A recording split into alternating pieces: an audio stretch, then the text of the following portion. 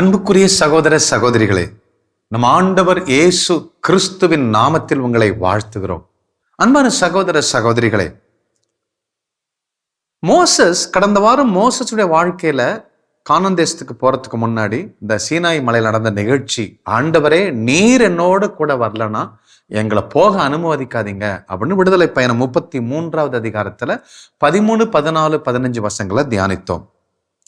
அதுல எந்த அளவுக்கு மோசஸ் அவரு கீனா இருந்தாரு, ஆண்டவர் கூட வரணும், அவரோட கூட போகணும் நானு அப்படின்னு இருந்தாருன்னா, Moses was not satisfied with simply having God's power, even just the symbolic pillars of cloud, pillars of fire. மேகஸ்தம்பமா அக்கினி ஸ்தம்பமா கூட வந்தார் கடவுள், அது இருக்கட்டும். ஆனா கடவுள் என்னோட இருக்கிறாரா? கடவுள் ஆற்றல் தான் எனக்கு வேணும். He desired the Father's intimate favor and blessing. He finds joy in the presence of God. கடவுள் என்னோட கூட வருவதுதான் எனக்கு சந்தோஷம். மேகஸ்தம்பமா கடவுள் வந்தாரு, அக்கினி ஸ்தம்பமா வந்தாரு, வானதூதர் அனுப்பினாரு, புனிதர் அனுப்பினாரு, அந்தோனியர் அனுப்பினாரு, சபையர் அனுப்பினாரு, அனுப்பிட்டோம். ஆனா கடவுள் எனக்கு கூட வாழ்றாரா? கடவுள் என்னோட கூட இருக்கிறாருங்கிறது தான் மோசஸுடைய மிகப்பெரிய ஒரு ஃபோக்கஸா இருந்துச்சு. அதைத்தான் நம்ம தியானித்தோம். அன்பான சகோதர சகோதரிகளே, அப்படியே அந்த பிரசனத்துக்காக ஏங்குகிற கடவுள்கிட்ட நான் வரேன், உனக்கு சமாதானத்தை கொடுக்குறேன், உனக்கு பீஸை தரேன், நீ சந்தோஷமா இருப்ப அப்படின்னாரு.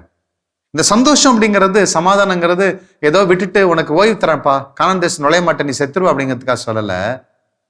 இந்த சமாதானம், இந்த பீஸ் அப்படிங்கிறது ஒரு மனுஷன் வாழ்க்கையில எப்ப வரும் அப்படின்னா, திரும்பி அவர் அந்த கானான் தேசம் வரைக்கும் அவ்வளவு பேரை வழி நடத்துறாரு. மிகப்பெரிய போராட்டமான ஒரு வாழ்க்கை ஜோஷுவா வச்சு வழி நடத்துறாரு.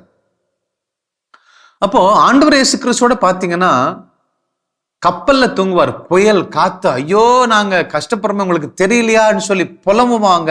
அட்மோஸ்ட் ப்ராப்ளம் பாருங்க, அந்த நேரத்துல ஏசப்பா தூங்குவார் பாருங்க, பீஸ், சந்தோஷத்தோடு தூங்குறாரு.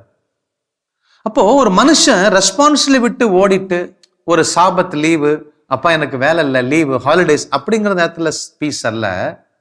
ஒரு மனிதன் கடவுளால் படைக்கப்பட்ட மனுஷன் அவனுக்குள்ள இருக்கிற அத்தனை பொட்டன்ஷியல்ஸையும் மேக்சிமம் எக்ஸர்ட் பண்ணும் பொழுதுதான் அவனுக்கு சமாதானம் வரும். அதான் ஏசப்பா பாத்தீங்க, அவ்வளோ பெரிய கடலை அடக்க போறாரு, புயல் சின்னம், எவ்வளோ பெரிய இந்த உலகத்தினால் எதிர்க்க முடியாத ஒரு விஷயத்தை செய்யும் பொழுதுதான் அமைதியா இருக்கார் பாருங்களேன். அப்போ ஒரு மனுஷனுக்கு அமைதி அப்படிங்கிறது அவன் மேக்சிமம் கடவுளுடைய பணிகளை செய்கிற பொழுது, கடவுளை வெளிப்படுத்துகிற போது. கம்பெனில வேலை செய்யும் பொழுது நான் சொல்லல. அன்பான சகோதர சகோதரிகளே, அப்போ இப்படி வாஞ்சித்து கதறாரு கடவுள் தன்னோட இருக்கணும்னு, அந்த பிரசனத்தை நீங்க உணர்றீங்களா? God is there. Are you aware? God is there in your heart. Are you aware of it? அதான் நம்மளுடைய கேள்வி. உங்களுக்குள் வாழ்கிற அந்த கடவுளை புரிஞ்சிக்கலன்னா, ஏதோ ஒண்ணு சோகமா, ஏதோ ஒண்ணு கோயிலுக்கு போயிட்டு சாதாரணமா ரொட்டீனா நடக்கிற நடப்புல அதே சைக்கிள் மிதிக்க மிதிக்க எப்படி சுத்தி வருமோ அதே மாதிரி சுத்திட்டே இருந்தீங்கன்னா பிரயோஜனம் இல்லை.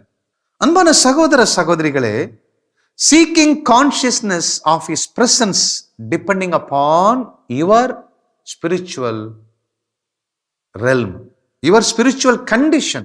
உங்க நிலம், ஆவிக்குரிய நிலையில உங்க இதயம் எப்படி இருக்கு, உங்க ஆத்மா எப்படி இருக்குங்கிறத ரொம்ப ரொம்ப முக்கியம் பாருங்க. அன்பான சகோதர சகோதரிகளே, ஆதாம் ஏவாள் கடவுள் பாவம் செய்யாத வர நல்ல சந்தோஷமா தான் இருந்தாங்க.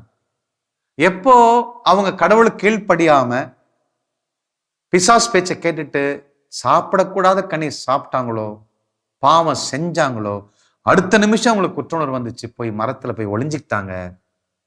அவங்களுக்கு கடவுளுடைய பிரசனம் அருவருத்தது, கடவுளுடைய பிரசனத்தை உணரல. அன்பானவர்களே, நானும் என் மனைவி ஒரு ஆஃபீஸ்ல ஒர்க் பண்றோம், வீட்டில் ஒரு ஆஃபீஸ் வச்சிருக்கோம்னு வச்சுங்களேன், அதுல வேலை செய்யறேன். நான் இந்த பக்கம் ஒரு கேபின்ல நானும் எங்க இன்ஜினியர்ஸோட சேர்ந்து பயங்கரமா அன்னைக்கு ஈவினிங்குள்ள 5 மணிக்குள்ள இந்த டெண்டரை சப்மிட் பண்ணணும், பயங்கர டென்ஷனா வேலை செஞ்சிட்டு இருக்கிறேன்.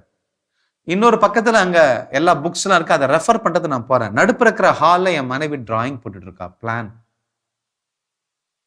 அப்போ நான் என்ன பண்றேன், ரொம்ப பிஸியா அந்த ஹாலை கிராஸ் பண்ணி நான் போய் அடுத்த ரூம்ல போய் அந்த புக்கை ரெஃபர் பண்ணிட்டு திரும்பி அதே இந்த ஃபர்ஸ்ட் ரூம் போய் கான்ஃபரன்ஸ் ஹாலுக்கு போய் என் வேலை செய்யறேன். திரும்பி ஒரு 1/2 hour கழிச்சு அதே ஹால்ல என் மனைவி படம் வரைஞ்சிக்கிட்டு தான் இருக்கிறார். திரும்பி அதே போல அந்த ரூம்ல போய் இன்னொரு டவுட் இருக்கு, அதை பார்த்துட்டு போய் திரும்பி நான் போய் கோட் பண்றேன், பிரைஸ் ரெஃபர் பண்ணி கோட் பண்றேன். ஆனா என் மனைவிக்கு தெரியுது, இங்கதான் நான் போறது தெரியுது, வர்றது தெரியுது. அப்ப என் மனைவி கேட்கிறா, ஏங்க கண்ணு தெரியல, நான் இங்கதான் இருக்கிறேன், நீங்க பாட்டு உங்க வேலையை மட்டும் பாக்குறீங்கன்னு சொல்றா.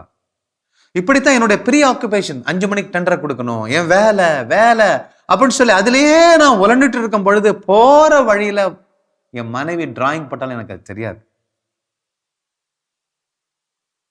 அவ பாக்குறா, நான் அவளை பார்க்கல. பாருங்க, வாழ்நாள் முழுவதும் கடவுள் உன்னோட கூட இருக்கிறத பார்க்க முடியலன்னா you are completely engulfed in these worldly things. உலக பிரியமான காரியத்துல, சீரியல்ல, செல்லுல, குடிபோதையில, மாயை கவர்ச்சியில நாம் எந்த அளவுக்கு விழுந்து கிடக்கிறோமோ அந்த அளவுக்கு நாம கடவுள் எனக்குள்ள இருந்தாலும் அதை அறியாமலே வாழ்ந்துட்டு இருப்போம்.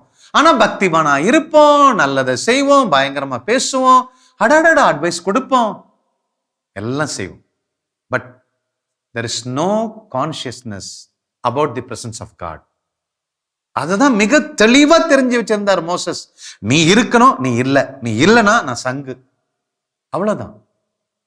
அன்பான சகோதர சகோதரிகளே, கதரேனர் பகுதியில பேய் பிடித்திருந்த இருவரை கடவுள் சுகமாக்குறார். பயங்கரமான பேய் வருது, கடல்ல கிடந்தாங்க, சத்தம் போட்டாங்க, பயங்கரமான அலப்பறை செஞ்சாங்க. அப்ப அந்த பேய்ங்க கேக்குது, ஏன் எங்க வந்தீங்கன்னு கேக்குது. மத்தேயு எழுதின நற்செய்தி 8:34 அவங்க சொல்றாங்க, உடனே நகரினர் அனைவரும் இயேசுவுக்கு எதிர்கொண்டு வந்து அவரை கண்டு தங்கள் பகுதி விட்டு அகலுமாறு வேண்டிக், போயா நீ முதல்ல இந்த பகுதிக்கு வராது அப்படின்னு சொல்றாங்க. ஆதாம் ஏவாளுக்கு அந்த குற்ற உணர்வு, பாவம் செஞ்ச உணர்வு இருந்துட்டே இருக்கும் பொழுது நம்ம கடவுள்கிட்ட கிட்ட போக விரும்புறது இல்ல. இந்த கதரேன் பகுதி பூரா குடிவெறி, மோசமான பாவம் நிறைந்த அந்த உலகத்துல கடவுள் இயேசு கிறிஸ்து, ஒரு டிவைன் லைட் வருது, செலஸ்டியல் லைட் அங்க வருது, அது விரும்ப மாட்டாங்க. இருளில் வாழ்றவங்க இருளிலே தான் இருக்க விரும்புவாங்க, ஒளிக்கு வர விரும்ப மாட்டாங்க.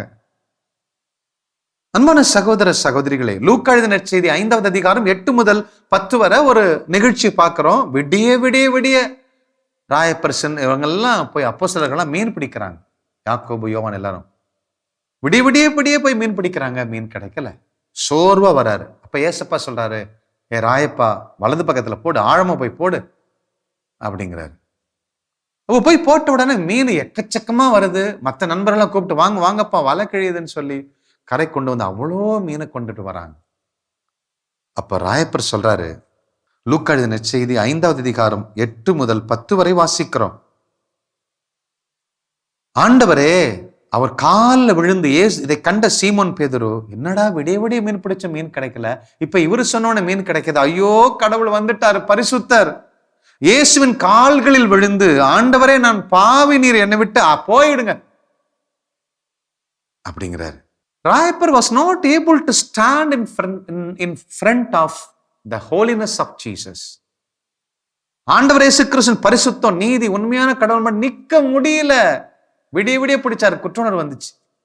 தான் பாவங்கிற குற்றுணர்வு இருந்துச்சுன்னா கடவுளை விட்டு ஓடிடுவோம். பாருங்களேன், பிரசனத்தை உணர முடியாது, பாவத்தை உணரணும், அதுதான் மீட்பு தரும். ஆனா அதுல குற்ற உணர்வுலயே இருந்தோம்னா, நான் செஞ்சிட்டேன் என்னமோ பெரிய இவர் செய்யாதவர் மாதிரி, பரிசுத்தம் மாதிரி அந்த செஞ்ச ஒரு பாவத்தையே ப்ளூடர் பண்ணிட்டு இருப்பாங்க.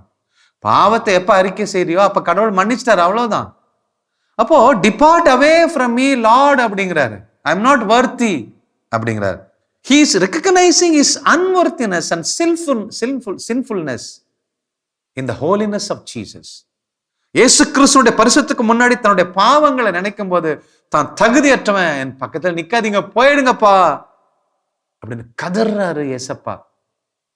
விட்டுட்டார ஏசப்பா, பயப்படாதையா, நான் இனிமே உன்னை மீன் பிடிக்க இல்ல, மனுஷனை பிடிக்கிறவன மாத்திரம் அப்படிங்கிறாரு. இதுதான் பாருங்க, இந்த டிரான்சாக்சன் நடந்துருச்சுன்னா பிரச்சனை இல்லை. வாழ்நாள் முழுசும் நான் குற்ற உணர்வுலே வாழ்ந்துட்டே இருந்தேன்னா எனக்குள்ள இருக்கிற இயேசுவோட பேசத்துக்கு நான் பயப்படுவேன், கடவுளை பார்க்கறதுக்கு பயப்படுவேன். நான் பாவி தானே, அன்வர்த்தி தானே, தகுதி இல்லையே என்று சொல்லி பயப்படுறேன். பாருங்க, அதுதான் பிரச்சனை. The guilty conscience cannot bear the near presence of Most High, shrinks from the keen inspection of all seeing eye. கடவுள் பரிசுத்தர், அவர் எல்லாத்துக்கும் மறைவா இருக்குது, ஒண்ணுமே இருக்காத. நான் அன்னைக்கு செஞ்ச பாவம், முன்னாள் செஞ்ச பாவம் எல்லாம் அவருக்கு தெரிஞ்சிருமே, அந்த கண்ணுக்கு முன்னாடி மறைக்க முடியாது. So would feign and hide among the bushes. மரத்துக்கு பின்னாடி, குப்பைக்கு பின்னாடி, தோலுக்கு பின்னாடி, கூட்டத்துக்கு பின்னாடி, மக்கள் பின்னாடி, அப்பா அம்மாவுக்கு பின்னாடி போய் ஒளிஞ்சுப்பாங்க. The worldly heart is indifferent to the thought of God. உலக பிரியமாவே நான் வாழ்ந்துட்டு இருந்தேன்னா கடவுளை சிந்தனைக்கு நான் என்ன பண்றேன், அப்பாற்பட்டதான் நிற்பேன். அவர் சிந்தனை எனக்கு பிடிக்காது, அதை உணர மாட்டேன். Turns away from it in the presence, reserve it for more convenient season. ஐயோ இப்ப அங்க இருக்கார், கடவுள்கிட்ட போக கூடாது, நற்கரன் இன்னைக்கு வாங்கிடக்கூடாது, இன்னொரு நாளைக்கு நான் தயார் பண்ணிட்டு வாங்கிக்கிறேன், இன்னொரு நாளைக்கு கடவுளை போய் சந்திச்சுக்கிறேன், இன்னைக்கு நான் பேசிடக்கூடாது, இன்னைக்கு நான் சரியில்லை, இன்னைக்கு இதுக்கு மேல நான் போகக்கூடாது, இன்னைக்கு நான் நேற்று செஞ்ச பாவம் அதை இன்னும் ஒப்புரவு செய்யல, மன்னிக்கல அப்படி சொல்லி இன்னொரு சரியான நேரம் இப்படியே தான் நம்ம வாழ்க்கை போயிட்டு இருக்கு. குற்ற உணர்வுல பாவத்தையே நம்ம பெருசாக்கிட்டு இருந்தோம்னா, அன்பான சகோதர சகோதரிகளே, only spiritual minded delight in the dwelling on the thought of God, seek him constantly, crave for his presence. ஆவிக்குரிய நிலையில தன்னை பரிசுத்தமாக்கி கொண்டவர் தான் அந்த கடவுள், என் அப்பா என்னை மன்னிக்கிறார், என்னை ஆசீர்வதிக்கிறார்னு சொல்லி ஊதாரி மைந்தன் மாதிரி ஓடுறவங்க தான் கட்டி பிடிச்சு முத்தத்தை கொடுத்து எல்லா ஆசீர்வாதங்களும் பெற்றுக்கொள்ள முடியும். Craving for the presence. அப்பா இல்ல, மூத்தம் உனக்கு மோதிரம் தரேன், சோறு போடுறேன், சட்டையை கொடுக்குறேன், ஆட்டுக்குட்டி அடிக்கிறேன்னு சொன்னா இருப்பாரா? இல்ல எங்க அப்பா எங்க கேட்டிருப்பாரு. அன்பான சகோதர சகோதரிகளே, அப்போ நாம இந்த மனசுல குற்ற உணர்வு இல்லாம, கோழை உணர்வு இல்லாம, இன்ஃபீரியாரிட்டி காம்ப்ளெக்ஸ் இல்லாம பார்த்துக்கணும். எப்ப நாம பாவம் செஞ்ச பழச பேசி பேசி பேசி ஒன்ன கொள்ற ஒரே ஆள் நீ ஒரு ஆள் தான். If you live in the premises of the past, you will become an incapable person of enjoying the presence of God. கடவுளை பிரசன்னத்தை உணர முடியாது. கூர்ந்து கவனிக்கலையா, பழசே பேசிட்டு இருக்க நீ குற்றவாளின்ட்டு எஸ்ஐயா 43:18 சொல்றார். Not even think of the past அப்படிங்கிறார். அன்பான சகோதர சகோதரிகளே, பாருங்க, நான் கடந்த வாரம் சொன்னேன் இல்லையா, மோசே ஒரு 40 நாட்கள் உபவாசம் இருந்தார் மலை மேல. அந்த மலை மேல ஒரு ஆலயம் காணான், கடவுளையும் காணான்னு சொல்லி உடனே ஒரு ஆட்டுக்குண்டிய புல்ல தின்னுட்டு சாணி போடக்கூடிய ஒரு சாதாரண ஒரு ஆட்டுக்கன்ற தங்கத்துல செஞ்சு கும்பிடுறானுங்க. நீந்தான் என் கடவுள், நீந்தான் என் கடவுள். இன்னைக்கு அப்படிதான் இருக்கும். மோல்டன் ஐடல், வார்க்கப்பட்ட ஒரு அந்த சுரூபத்தை வச்சு, வார்க்கப்பட்ட அந்த சிலையை வச்சு கும்பிட்டு இருக்காங்க இஸ்ரவேல் ஜனங்கள். கத்தோலிக்க சபையில அந்த சிலை இருக்கு, மாதா சுரூபம் இருக்கு, அந்தோனியா சுரூபம் இருக்கு. அதெல்லாம் ரெஃபரன்ஸ்க்காக தான் வைக்கப்பட்டிருக்கிறது. மாதா சுரூபத்துக்கு முன்னாடி போய் நின்னா மாதா ஞாபகம் வருது, அவங்கள போல நான் வாழணும், அவ்வளவுதான். அதுக்கு மேல அந்த சுரூபத்துல ஒண்ணும் இல்லை. அந்தோனியா சுரூபம் எதுக்குன்னா ரெஃபரன்ஸ். நான் போய் நின்று ஜெபிக்க போறோம். எங்க நேரம் நம்ம சுரூபத்தை ஆராதிக்கல கத்தோலிக்க திருச்சபையில. ஆனால் இன்னைக்கு எல்லாத்தையும் இருக்கக்கூடிய மிகப்பெரிய நோய் என்ன தெரியுமா? மோல்டன் இமேஜஸ் அல்ல, மோல்டன் ஐடல் அல்ல. அந்த கன்றுகுட்டி பிரச்சனை இல்லை இன்னைக்கு, சுரூபம் பிரச்சனை இல்லை. இன்னைக்கு மென்டல் இமேஜஸ் தான் பிரச்சனை. ரொம்ப ரொம்ப முக்கியம் பாரு. மென்டல் ஐடல், மனசுக்குள் இருக்கிற விக்கிரகங்கள், உன் மைண்ட்ல வச்சிருக்கிற விக்கிரகம், அதுதான் ரொம்ப ரொம்ப மோசம். மனதுல மென்டல் இமேஜஸ்னா 2 விதமா அது ஃபார்ம் ஆகுது. ஒன்று எபிசோடிக் இமேஜரி என்று சொல்லுவாங்க. எபிசோடிக் அப்படின்னா எபிசோடா ஒரு நிகழ்ச்சி. எபிசோட்னா ஒரு நிகழ்ச்சி. அப்போ 10 வருஷம் முன்னாடி பயங்கரமான எபிசோடு இருந்துச்சு, நோய் பயங்கரமா இருந்துச்சு, கஷ்டப்பட்டு வெளில வந்தேன், கடவுள் காப்பாற்றவே இல்லை, இதுக்கு மேல அது செய்ய முடியாது, நான் தான் போய் நல்ல டாக்டரை பார்த்தா அவர் என்ன சுகப்படுத்திட்டாரு. அப்போ கடவுள் இதுக்கு மேல செய்ய மாட்டாருங்கிற அந்த எபிசோடிக் இமேஜை நம்ம மனசுல வச்சிடறோம். ஜாண்டிஸ் அவரால் சுகப்படுத்த முடியாது, கால்ரா சுகப்படுத்த முடியாது, டிபி சுகப்படுத்த முடியாது, கேன்சர் சுகப்படுத்த முடியாது. இப்படி அல்லது நல்லா பண்ணுவாரு, சுகப்படுத்தினார். அப்போ நல்ல பாசிட்டிவான இமேஜஸ் வச்சோம்னா அது பிரச்சனை இல்லை. நாம வச்சிருக்கிறது எல்லாமே நம்ம வாழ்க்கையில கற்றுக்கொண்ட சில பாடங்களை வச்சு வச்சு வச்சு காஞ்சோரிங் அப் ஆயிடுச்சு. அதாவது முட்டா சேர்ந்துருச்சு. கடவுள் இவ்வளவுதான், கடவுளால இவ்வளவு முடியாதுதான், அவர் ஒரு வக்கத்தை வாட்ச்மேன், அவ்வளவுதான், ஏதோ பாதுகாப்பு, அவரை மீறி பிசாசு உள்ள வந்துடும். அவரால் திருடனை பிடிக்க முடியாது, தொப்பையை வச்சுக்கிட்டு இருக்கிற போலீஸ்காரன் மாதிரி அவரால் ஓட முடியாது, ஒடியார முடியாது. கடவுள் பயங்கரமான கோவக்காரர், அடிக்கிறவர், வெற்றவர், குத்துறவர்னு சொல்லி நம்ம மனசுல வச்சிருக்கோம். பார்த்தீங்களா? Idol worship, Idol. Mental idols, mental imagery, mental picture, அதுதாங்க பிரச்சனை. மோசஸ் மனசுல வச்சிருந்த ராஜாதி ராஜா அவர் இருந்தா போதியா எவ்வளவு பெரிய செங்கடலை ரெண்டாக பிரிக்க முடியும்னு அப்பேற்பட்ட ஒரு மனசுல ஒரு இமேஜரி வச்சிருந்தார், images.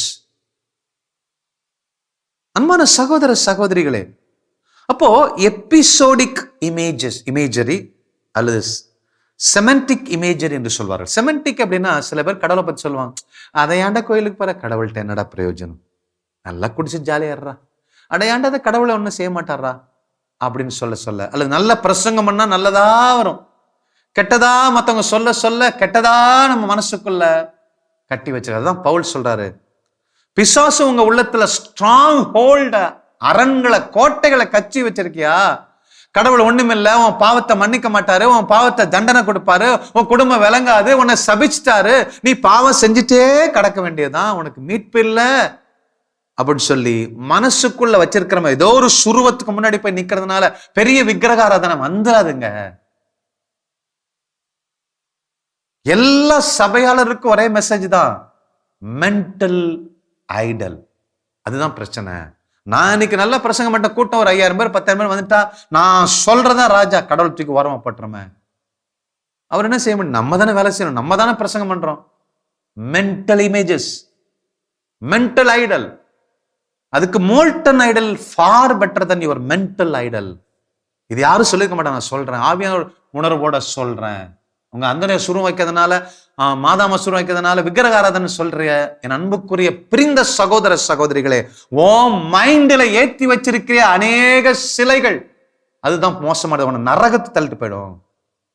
Mental images, mental images. அன்புக்குரிய சகோதர சகோதரிகளே, அப்போ நம்ம வாழ்க்கையில் நம் மனசை முதல்ல சுத்தம் பண்ணணும். நம்முடைய எண்ணத்தில் மோசேக்கு இருந்த அந்த மனநிலை, அன்னை மரியாளுக்கு இருந்த அந்த மைண்ட் செட். அதனால்தான் இதோ அடிமை உமது வார்த்தையின்படி ஆகட்டும், இறை வார்த்தையின்படி 100% வாழ்ந்தாங்க அன்னை மரியாள். The right epitome of word of God, epitome of faith, விசுவாசத்தின் மறுரூபம், எக்ஸாம்பிள், ரைட் எக்ஸாம்பிள் ஆஃப் விசுவாசம் அப்படின்னா அன்னை மரியாள். அந்த மைண்டில் அப்படி இருக்கு, இதோ என் ஆத்துமா ஆண்டவரை ஏற்றி போற்றி புகழ்கிறது அப்படின்னு சொல்லி வாழ்ந்தாங்க. மைண்டில் வேற எந்த கெட்ட எண்ணமும் அவற்றை இல்லை. ஐயோ புருஷன் கொன்றுவானோ, ஐயோ உலகம் தப்பா சொல்லிடுமோ, எந்த ஐடல் மென்டல் இமேஜரியும் அவங்கள்ட்ட இல்லை. ரைட் இமேஜரி வச்சிருந்தாங்க. என் கடவுள் தான் எனக்கு எல்லாம், அவருக்கு தான் என் உடம்பு ஆவி ஆத்மான்னு சொல்லி வாழ்ந்தாங்க. அப்படி வாழ்வோம். தேவ பிரசனத்துக்குள்ள நாம எப்பொழுதும் வாழணும்னா நமக்குள்ள குற்ற உணர்வு இருக்கக்கூடாது. குற்றுணர்வு இருக்கக்கூடாதுன்னா நம்முடைய பாவத்தை வெளிப்படையாக ஆண்டவர்கிட்ட சொல்லி ஒப்புரவு செஞ்சு மன்னிப்பை பெற்றுக்கொண்டோம் என்கிற விசுவாசம் நமக்கு இருக்கணும். அப்படி வாழுகிற பொழுது மோசஸை போல மிகப்பெரிய அற்புதங்களை கடவுளோடு சேர்ந்து இணைந்து நாம் வெற்றி பெற முடியும். God bless.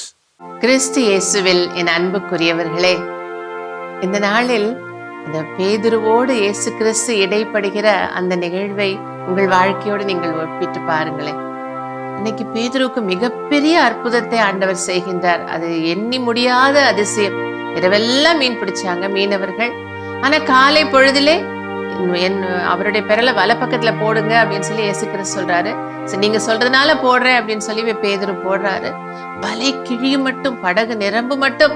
அது மீன்களை பார்த்தோன்னே அவருக்கு, ஐயோ இது கடவுளுடைய பிரசன்னம் அல்லவா, இது கடவுளால் மட்டும்தானே சாத்தியம், ஆனா இந்த பிரசனத்தில் நிக்க எனக்கு தகுதி இல்லையே, இந்த அற்புதத்தை அனுபவிக்க எனக்கு தகுதி இல்லையே அப்படின்னு சொல்லிட்டு மறைஞ்சுக்கிறாரு, கடலுக்குள்ள குதிக்கிறாரு. என்னை விட்டு அகலும் பாவி, என்னை விட்டு அகலும் அப்படின்னு சொல்றாரு. ஆனா அதோடு அது முடிஞ்சிச்சுன்னா அங்க வேஸ்ட். ஆனா அதுக்கப்புறமும் அந்த இடத்துல நிக்கிறாரு.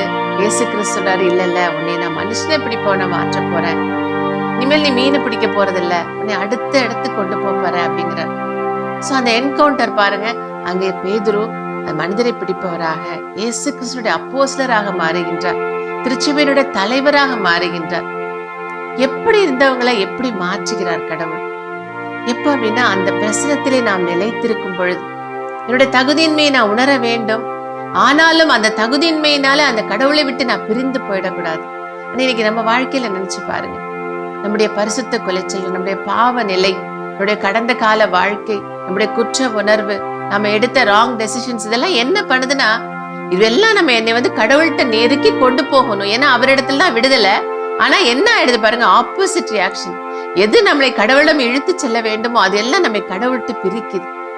ஐயோ நான் பாவி, அதனால கடவுள்கிட்ட போக மாட்டேன். நான் தப்பு பண்ணிட்டேன், அதனால நான் கடவுள்கிட்ட போக மாட்டேன். எனக்கு பழைய காலத்துல இதெல்லாம் நடக்கல, அதனால நான் கடவுள்கிட்ட போக மாட்டேன் என்று சொல்லி அந்த வாழ்வை நாம் புறக்கணித்துக் கொண்டிருக்கின்றோம். ஆனால் நம்முடைய இல்லாமையில தான், அதனாலதான் கடவுள் சொல்றாரு, நான் பாவியை தான் நான் தேடி வந்தேன், நான் பரிசுத்தவான இல்ல.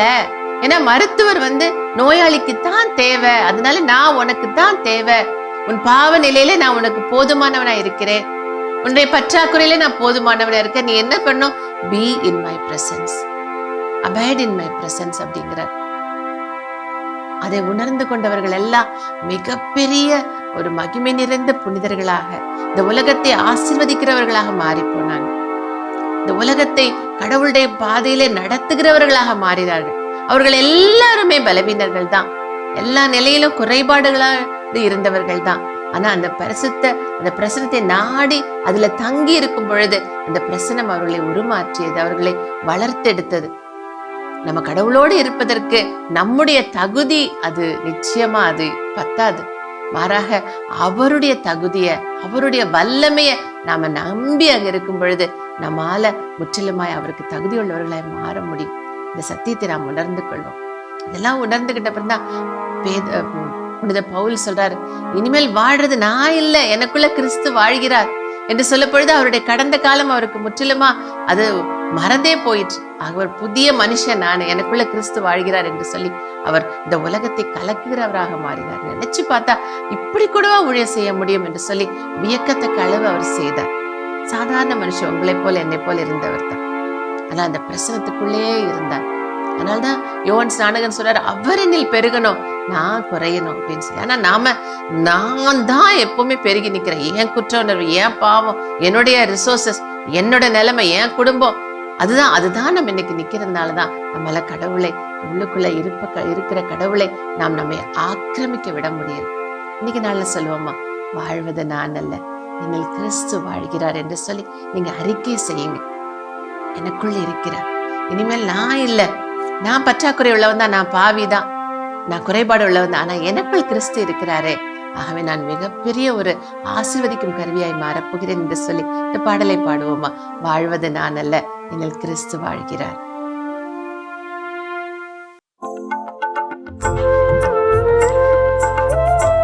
உணர்ந்து பாடுங்க. உங்க வாயின் வார்த்தையா அல்ல, உங்கள் இருதயத்தின் நாதமா இது வெளிவரட்டும்.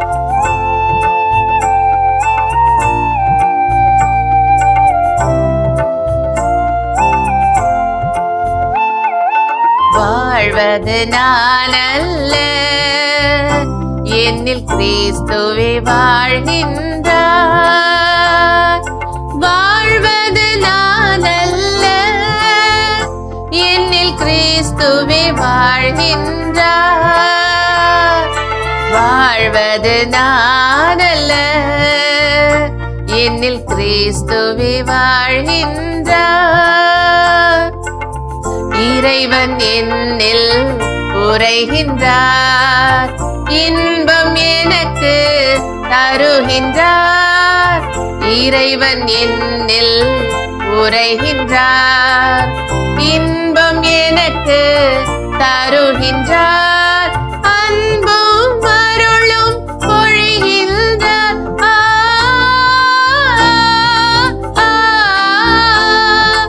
அன்பும் அருளும் பொழிகின்றார், என்னை நாளும் ஆழ்கின்றார். வாழ்வது நான் அல்ல, என்னில் கிறிஸ்துவே வாழ்கின்றார். இதோ இங்க ஒரு மிகப்பெரிய ஒரு ஃபியூஷன் நடக்குதுங்க. அவர் பரிசுத்தர், நான் பாவி. அவர் சர்வ வல்லவர், நான் ஆற்றல் அற்றவன். அவர் பரிபூர்ணர், நான் குறைபாடு உள்ளவன். ஆனாலும் அவர் நமக்குள் வாழ விரும்புகின்றார். என்னால் அவரை போல நாம் மாற்றும்படியாக அதை உணர்ந்து பாடுவோம்.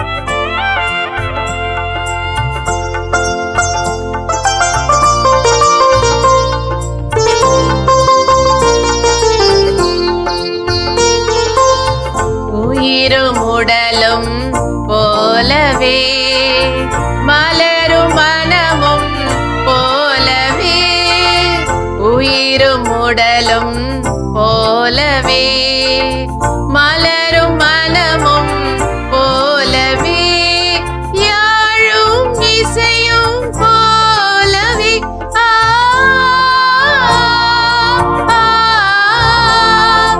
யாழும் இசையும் போலவே வாழும் இறையில் ஒன்றிப்போம் வாழ்வது நானல்ல என்னில் கிறிஸ்துவே வாழ்கின்றார். ஆமென். ஆண்டவரே, நான் குறையட்டும் சுவாமி, நீர் என்னில் பெருகுவீராக. எனக்கு வலுவூட்டுகிற கிறிஸ்து இயேசுவினாலே எல்லாவற்றையும் செய்ய எனக்கு ஆற்றல் உண்டு. என் பாவங்களை மன்னிக்கிறவர் என்னோடு கூட இருக்கின்றார். என்னுடைய குறைபாடுகளை நீக்கிறவர் என்னோடு கூட இருக்கின்றார். இதோ அவரை கொண்டு என்னால் வாழ முடியும் என்கிற விசுவாச வைராக்கியத்தினாலே இணைப்பில் உள்ள ஒவ்வொருவரையும் நீர் ஆசீர்வதிப்பீராக. உலகம் எங்கும் மறு கிறிஸ்துகள் உம்மை கொண்டு வாழ்கிற பிள்ளைகள் பெருகுவார்களாக. இந்த உலகம் ஆசீர்வாதமாய் மாறுவதாக. உலகம் எங்கும் இயேசு கிறிஸ்துவின் சர்வ வல்லமையுள்ள நாமம் நற்செய்தியாய் அறிவிக்கப்படுவதாக. எங்கள் ஆண்டவர் இயேசு கிறிஸ்துவின் நாமத்தில் ஜெபிக்கிறோம் எங்கள் நல்ல பிதாவே, ஆமென். அன்புக்குரியவர்களே, ஆண்டவராக இயேசு கிறிஸ்துவின் மீது முழுமையான நம்பிக்கை கொள்வோம், நிறை வாழ்வை பெற்றுக்கொள்வோம். God bless you. இயேசுவுக்கே புகழ், மரியே வாழ்க.